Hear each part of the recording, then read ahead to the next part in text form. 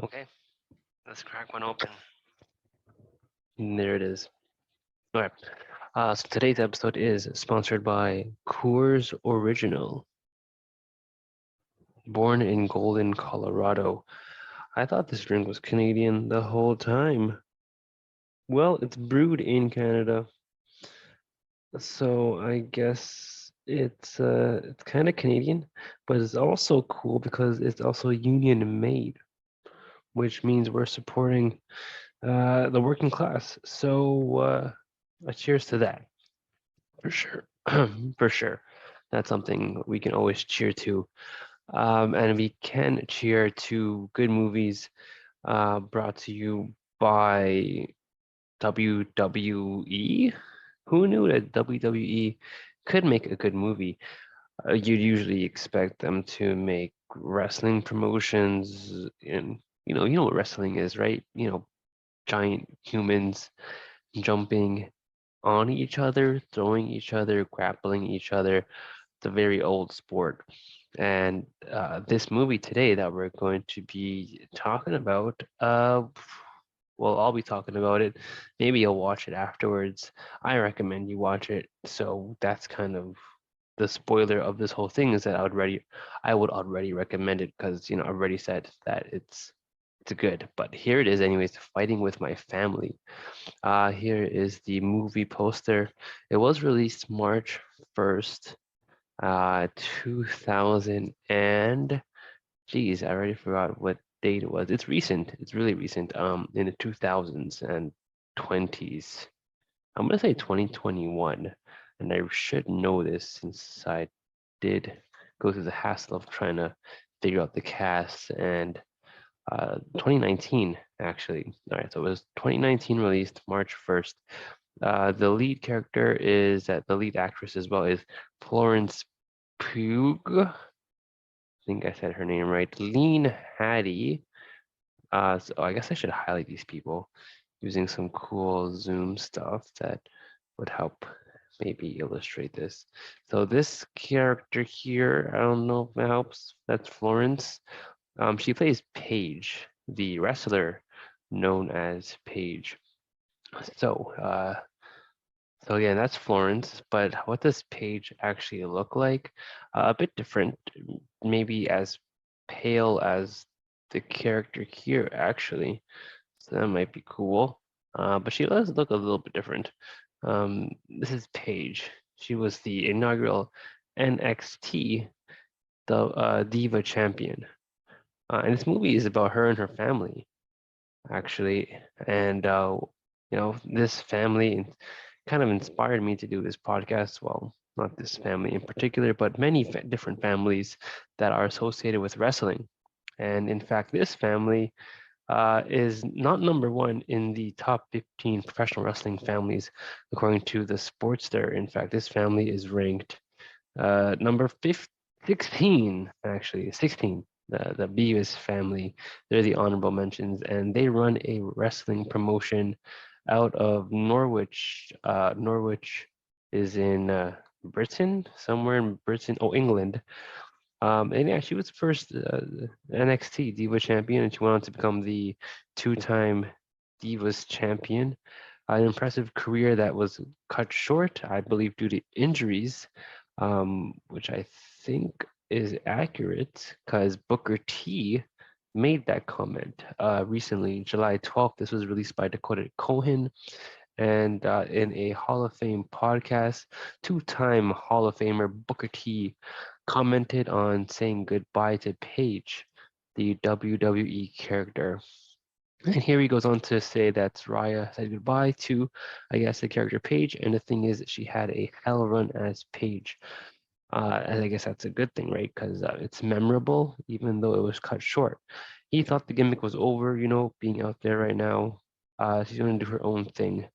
And that's cool. And this movie called Fighting with My Family does do a great job of highlighting the energy and the love and care that a wrestling family can kind of build up, right? And uh, cultivate because wrestling isn't an easy sport but it's hella entertaining. And because of how it's written and presented, a lot of that can get lost.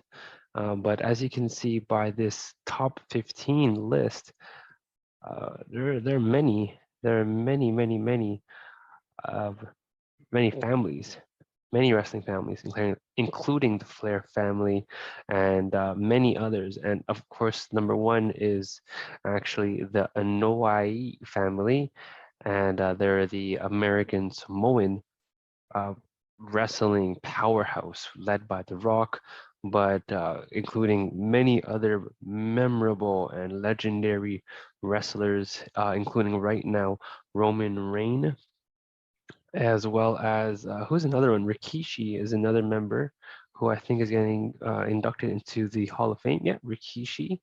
And then there were others such as Umaga, Yokozuna, some classic wrestlers, and including, of course, the original Rocky Johnson, father of The Rock Johnson. And just above number one is number two, which is another family that I really want to highlight in this introduction of wrestling families, the Hart family, who originate in Canada. Which part of Canada? The which part? The west side in the Alberta, Calgary area, I believe.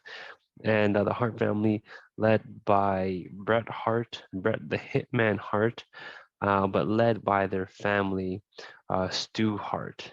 And Stu Hart trained many wrestlers, many professional wrestlers, including Edge, Christian, and Chris Jericho, also great Canadian wrestlers. And they trained in something that was called the Dungeon, which was again led by Stu Hart.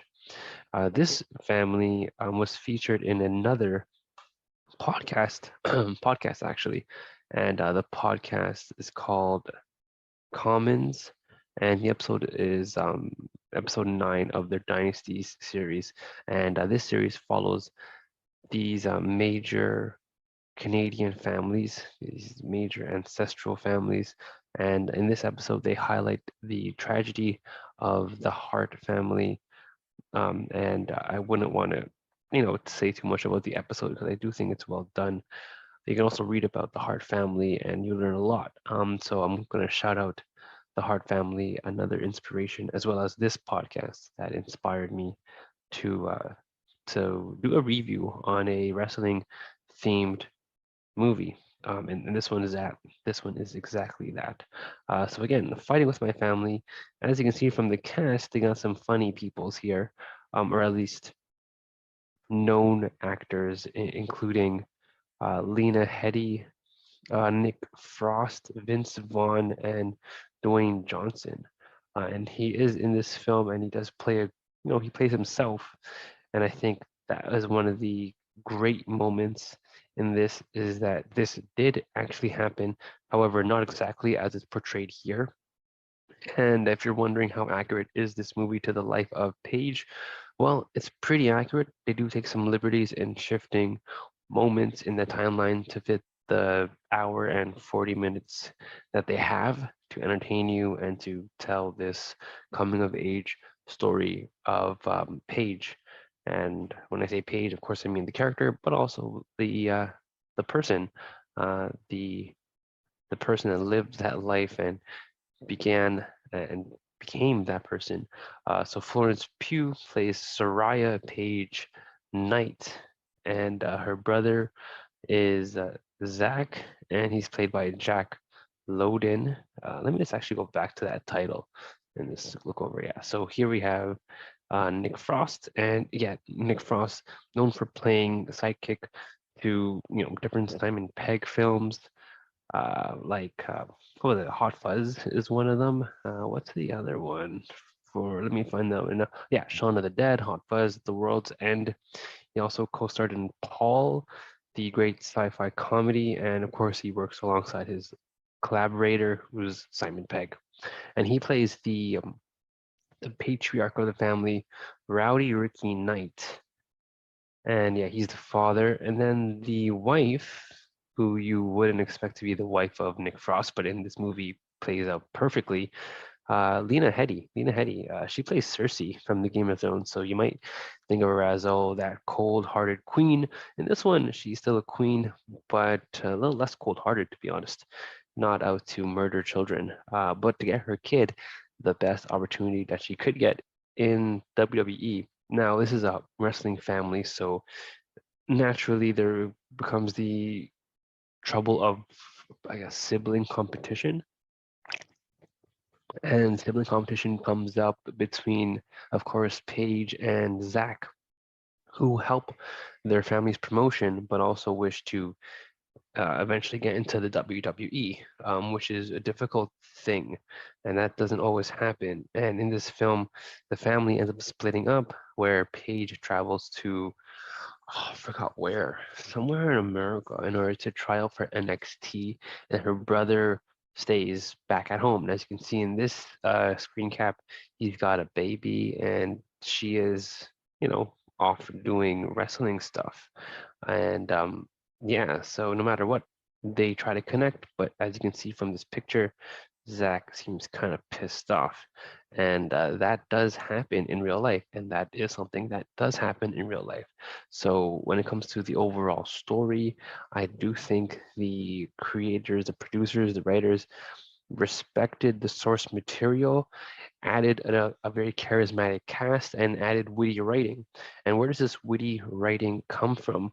Well, the director of this film is Stephen James Merchant. If you're unfamiliar with this this guy, this director, I'm pretty sure you've seen his face in various movies. He plays like kind of dweeby, funny people, kind of tall, lanky, and awkward, funny people. And he's actually done a lot of amazing work as well, work that I haven't been able to really highlight because of, I guess, he works behind the scenes. And if not, he is this looking guy, Stephen Merchant. Stephen Merchant's done a lot in series. He's co-wrote, I think, other great series, comedic series. Let me try to get that up actually, so I can actually say them without trying to guess my way through. So he's worked along Ricky Gervais. He was a co-writer, co-director of the British TV comedy series The Office, so the original Office, and he was also the co-star of both Extras and Life's Too Short. He also wrote this movie as well, so he does have a really great witticism when he adds to his writing, and these characters all seem very kind and passionate about their craft, and not only about the acting, but I mean the way that the characters in the movie, right? You really feel like they are immersed 24/7 in this art in wrestling. And this goes as far as to how they also portray the wrestling in the film. The wrestling looks really good. And this is also in part to the actual stunt people in this one. And there's a stunt person that portrayed the wrestling for Paige. And this actress, or not actress, this stunt person was Tessa Blanchard, a professional wrestler from Impact Wrestling, or known for her time in Impact Wrestling. But yeah, this stunt person, this stunt woman, this professional wrestler added her own flair and brought a lot of authenticity to the wrestling matches, which was cool. They really looked good, really looked polished. It seemed very authentic, but again, it also looked very professional. So the fight scenes did look great. Yeah, if you weren't already a fan of wrestling, I think you'd appreciate how well they performed the feats, the grappling, the turnbuckle action. And as you can tell, I'm not the biggest wrestling fan, but I am a big fan of great movies that are both funny and a surprise. And this movie was really surprising. Vince Vaughn was also a surprise in this film. I didn't think he could play a trainer that was kind of stoic, but also very sarcastic. And he actually had some very powerful scenes where I guess he just had to play it tough sometimes, and especially true when we had the training sessions, when they had to, practice and kind of what do you call it, rehearse for their matches and basically their tryout. And Paige, due to her, time away from, I guess, the culture of America, was very shocked by the culture of America. She had a hard time fitting in. And in this coming of age story, it's great to have the part where the characters are struggling to find themselves in new contexts. Paige as a great example, but also Zach in that he was by himself, right? He had to face his failure and find a new purpose within wrestling, but unique from the goal of only being part of the WWE. And this I did love. I did love the authentic take on this emotional and mental strain that was added on top of the physical. And I think this image here captures that. This guy's alone, his back is all who knows what the fuck happened to it, but he has to somehow do better, mainly because he has a baby. And that type of motivation is hella important in this movie again that is all about family, right? This is a family movie nestled in a wrestling care package, right? And again, like I'm gonna say, the cast super strong. We got The Rock, always funny. Vince Vaughn, great funny. Nick Frost, hella funny. Lena Headey, super talented. Also, Zach's character, or Zach's actor, Jack Lowden, also great in this role. So overall, superb film. I recommend it. It's a strong family movie, and I think the viewers will enjoy it. So go out there, get grappled, get into a headlock filled with family love. What else can I say before I end off? I do have some extra screen caps that I think I could go over. Family. Oh, the cinematography is actually very surprisingly good, surprisingly polished. Look at this. Look at the composition, the color contrast, but also the blending. This is another example of this type of, how would you call art, uh, high art cinematography. And here's another example, some simple composition, but a great use of white space, and also the placement of objects. As you can see, Zach was drinking, and this was one of the main problems in this character's life. Not necessarily the drinking part, but staying healthy. And um, I guess this would kind of contribute to that. And yeah, so authentic film, authentic to wrestling, authentic to the source material, and awesome cast. There's not much more you can really ask for in this type of in this film. But in our next wrestling themed episode, we'll review On the Stump by Chuck Brown. Now, who's Chuck Brown? Well, Chuck Brown is an Eisner nominated writer for Bitter Root, another comic I reviewed earlier. Now, from the world of filmic wrestling, we're going to go on the stump, where elections are decided by highly publicized hand-to-hand combat arena called, well, on the stump, or called stumps. Now, politicians, they're usually pretty snaky, but can you imagine them fighting it out, duking it out on the stump? Now, politics already feels like a farce, so why not, really, why not, include some hand-to-hand combat and inject physical brutality along with the verbal diarrhea. So that's it for today's episode. We'll take a look at On the Stump next time. Here's how it looks. Pretty cool by Chuck Brown. And I'll see you next time in Just DQ.